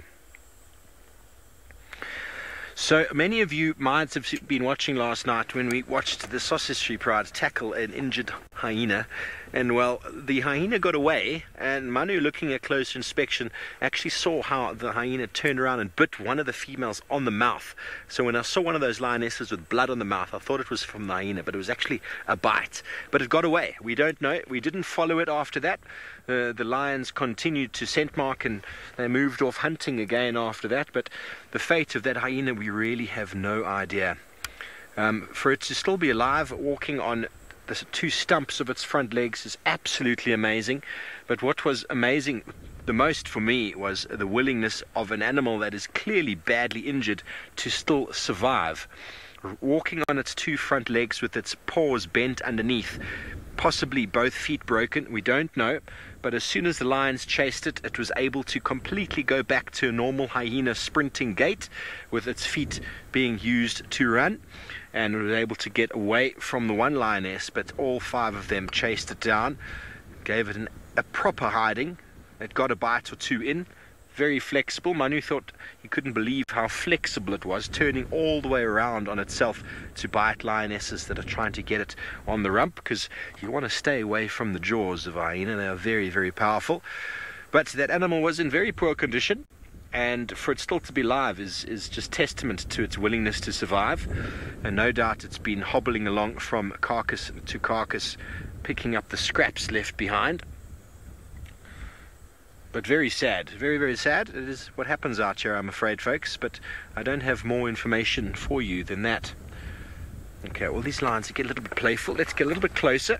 Due to our lighting, we've got to get a little bit closer, and hopefully they're not going to be too skittish. As the light starts to sort of dwindle, lions become a little bit more confident as well. So we did move a bit closer to them just before, and they seemed okay. Well, as we get closer to these lions and see if we can get a better view, James is still somewhere north of where we are, still with his spotted hyena. Right, now what we've got here is some sound, I hope. We should have sound now. And also the same hyena we were following and her cub. So I said, I don't know who this is. I was told it might be Fuzz. I'm afraid I don't have sufficient.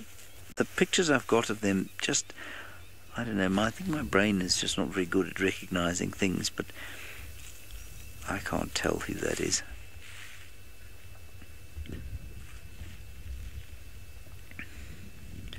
Apparently Pyjamas is not an FC, so she can't help us out.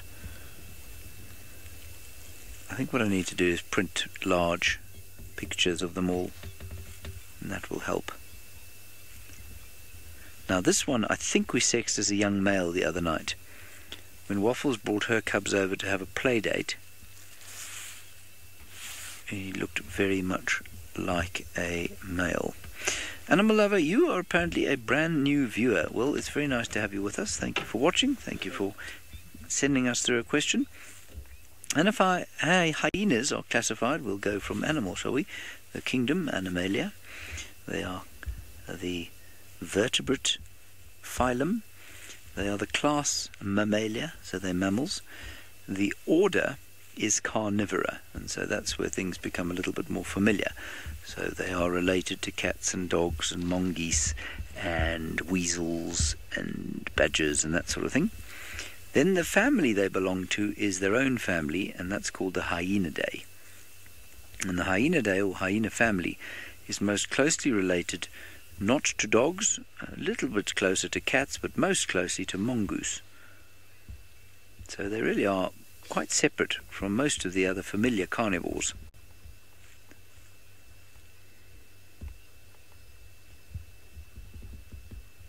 Just fantastic little things.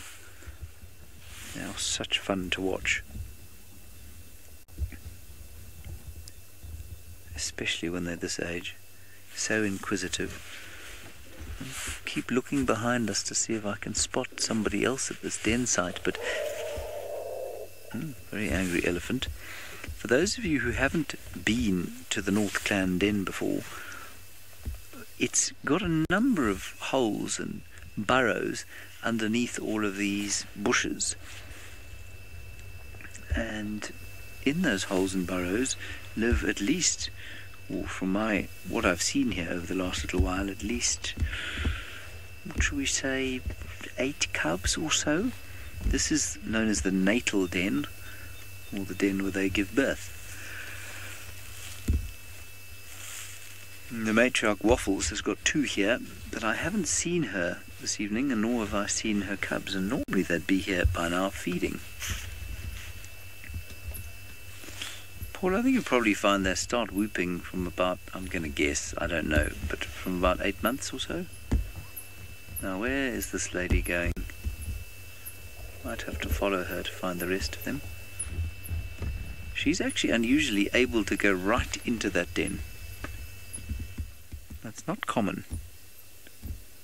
I wonder if she's not feeling a little bit threatened by the noise that she just heard. Perhaps thinking that the elephants may have been alarming at some lions. Could easily be in a whole lot of hyenas. But I think that's why she's put the little one back inside. She's placed herself over the entrance. And she's looking in the direction of where the elephants were shouting. In theory, nothing could get into that den except a hyena cub. And maybe a warthog and a mongoose, but, you know, they wouldn't try that. In other words, lions wouldn't be able to get in there. And it's quite interesting to see the adult go right in. I've not seen that before. Now you sit down and have a little relax, okay? She's just coming straight up to the car now. Where are you going? Interesting. Okay, we'll figure out what's going on here while you go back to the Vov and his lions.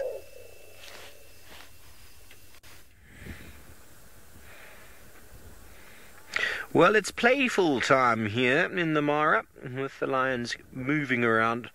They have a really nice tendency, these ones, to roll around on their back. They've all been doing it, even though when they're on their own, rolling around. And now these two have joined each other in an embrace of rolling around, which is quite comical to see. A few claws, a few teeth.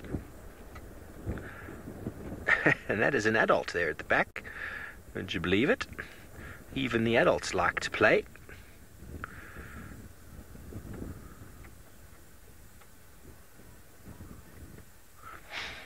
Pristine lions are designed to see at night. So predators invariably, you can see how the eyes are shining there. That is due to a filament on the back of the eyes called the tapetum lucidum. Most animals have got them. There's a few that don't, I can list shortly. But that tapetum lucidum is designed to absorb as much light as possible. And then to obviously allow the eye to see. Lions also are able to control the pupil. So when the light is low, almost like that of a camera lens, they can open it and close it depending on how much light is available. And in the darkness, they open it so that the pupil covers the entire iris. And that, together with rod cells, which are in the eye, rod cells versus cone cells. Rod cells see very, very well in black and white, but they don't allow for too much depth. That's why camouflaged animals and sort of cryptically colored animals in the form of zebra and nyala and all of that can be a bit confusing for lions to have a focus on, because they don't have too much depth. Color vision in the form of rod or cone cells, should I say, and that gives animals or humans depth perception and also definition. But at night, well, we are absolutely terrible at seeing at night. So apes, ourselves, which I suppose are apes, we all fall under the same sort of family. We don't see at all at night. We are dominated by cone cells, so we see color. And then I'm trying to think what else doesn't have. Rhino don't reflect. You don't see rhino's eyes reflecting at night, but they don't have very good eyesight anyway. They rely heavily on their sense of smell. Elephants as well. Elephants' eyes reflect very, very slightly, although they do slightly reflect, but they also rely heavily on smell for moving around. So generally animals that are active by day need color vision. Any animal that needs to eat a fruit or pollinate a flower, for example birds and primates, you want to eat a ripe fruit, you don't want to eat it green when it might be poisonous, or you want to pollinate specific flowers or pick particular flowers, well then color vision is necessary. Lions, I've never seen them picking a bunch of roses. They're all about catching animals, and at night they are the super predator. Their eyes and their ears well adapted for living in these conditions, as too are leopards and hyena. I hope that answers your question. So as we get a little bit later, you'll notice that the lions are able to see absolutely everything around us while we are looking with the infrared camera. I can't see anything. Well, it seems like Brent is still on the search for the leopardess Thandi. Let's go see how he's getting on. Indeed, we are still searching for that leopard, that female leopard Thandi. Unfortunately, no luck just yet. So I'm checking a lot of her favorite haunts. We can't find any tracks of her coming out of the block. However, hoping that's going to change quite soon. And of course no, and it was a leopard stump.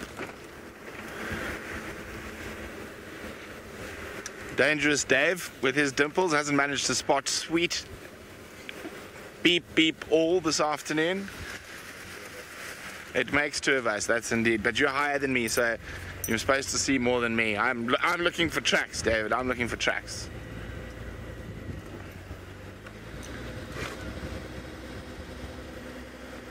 You can start seeing some of the trees are starting to get a nice little bit of green on them. There's a nice false marula. It's starting to get some shoots, and quite a few shoots after that little bit of rain we've had. So hopefully those browsers are going to be having a slightly better time in 10 days or so, and we won't keep finding dead inyala all over the place.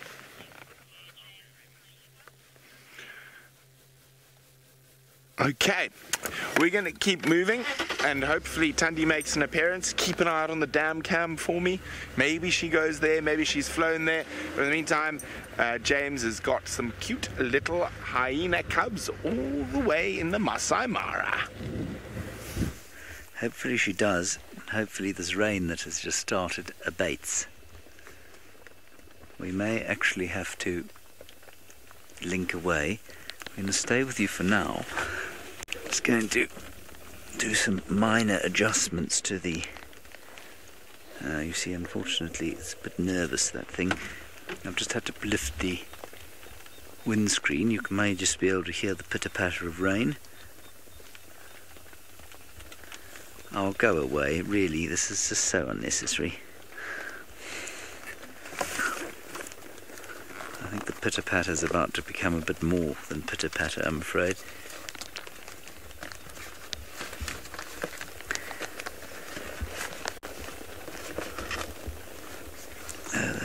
Deeply irritating.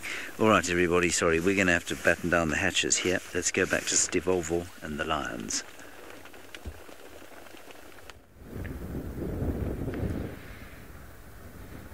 Batten down the hatches, James. We've been through that already this afternoon. We can see where the rain's falling further south or north from where we are. And James is right over there, so no doubt he's going to get wet very soon. Well, the lions are slowly starting to move, and on the other side of where this lion is moving, there's that herd of buffalo had come out of the thickets and are moving on the other side there. The lions were looking at them a moment ago, but she doesn't seem to be really paying too much attention, or maybe she's going to do the classic pincer move of the lions by going all the way around and causing the herd to run back down towards where she's left the other four individuals that we were with before. That could be what's happening. We'll stay with the rest of them over here to see what they get up to. Because normally, if they were going to assist, they would get up and start moving by now.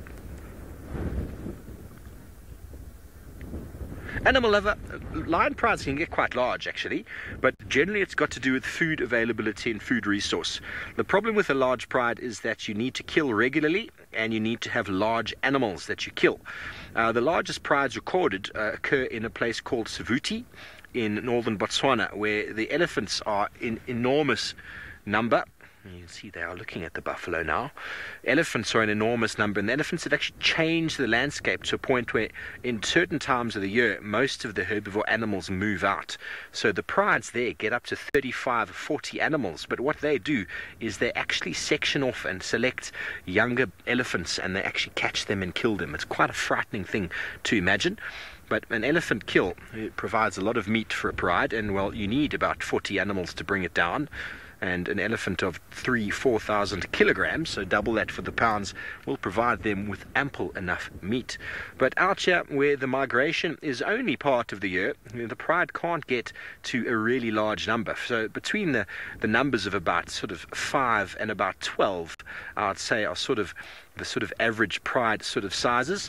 And when you get a pride of 12 and they have a number of youngsters, that's often when a pride will split, because when that pride doubles to about 24, lionesses will move off, taking their cubs with them to form a breakaway pride, purely because at food time 15 lions around a wildebeest carcass is really messy and you don't get any food.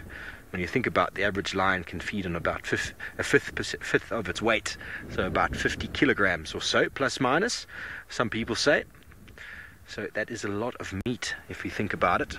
If you've got a pride of 10 lions and they weigh enormous amounts, really, it's a lot of food required, and the more numbers you have, the more meat is required, the more often you have to kill. And, well, when they're young males, they generally dominate, and the lionesses have to do more killing anyway. So prides up here and down in South Africa don't really get bigger than 15. Sometimes they get a little bit bigger than that, but then they come down again. But that's all to do with food resource.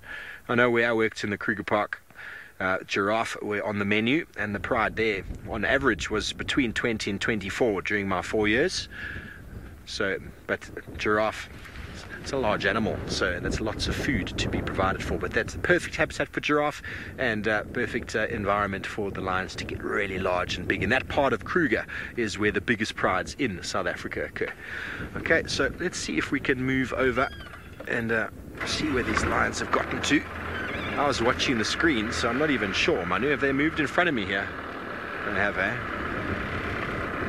That's one of the problems with looking at the screen. So as we reposition, let's go back down once again to Sydney, who is still with my favorite leopard.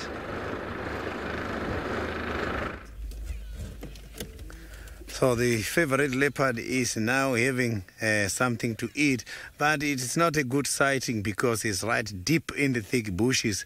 I've tried all the different angles. It was difficult. This is what we can show at the moment. So you can see that he is now busy feeding on that nyala.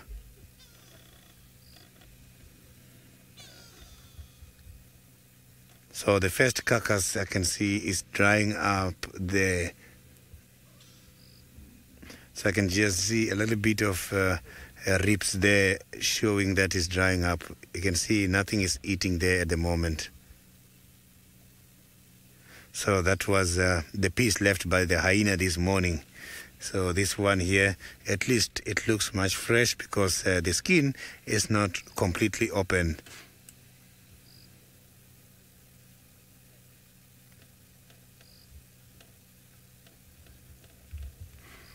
So I'm sure he's starting to feed now because he knows that when the sun is going down, the other predators and other scavengers are going to be active and they might give him some challenges. So about a few minutes ago, So now let's go to James, who's got one of the scavengers who are giving this cat tough time here in Djuma, but we are going to the Masai Mara. Right, well, we are with a scavenger, of course, and a hunter out here. Now, we've battened down the hatches and we've got one of the sides of the car open, so we're not getting wet through that side. So there we have this unidentified female, probably Fuzz, sitting with her baby cub, who is a male. Oh, two. No, not two. It was her eyes, his eyes reflecting there. And the adult is really not very relaxed, looking around constantly. Jenica, no, I think they give birth into the den, so in theory the females can't get into the den. Certainly at Djuma their backsides can fit in, but they won't be able to get all the way in. This hyena disappeared all the way down into the hole. I thought she'd run away until Bungay said, no, she's gone into the hole. And I said, nonsense, they don't do that. And sure enough, she came out of the hole. So she may have given birth in the den. but I suspect it was more into the den than in it.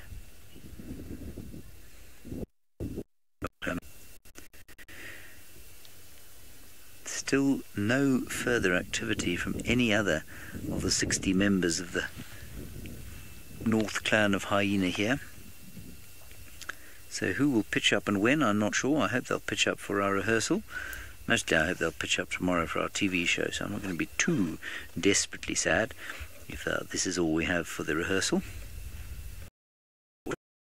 We are doing a TV show for South Africa Television tomorrow night at 6:30 p.m. You can catch it on YouTube, I think, for our normal audience who doesn't live in South Africa. Otherwise, we'll see you again tomorrow African time. Until then, thank you very much. We'll see you later. Bye-bye.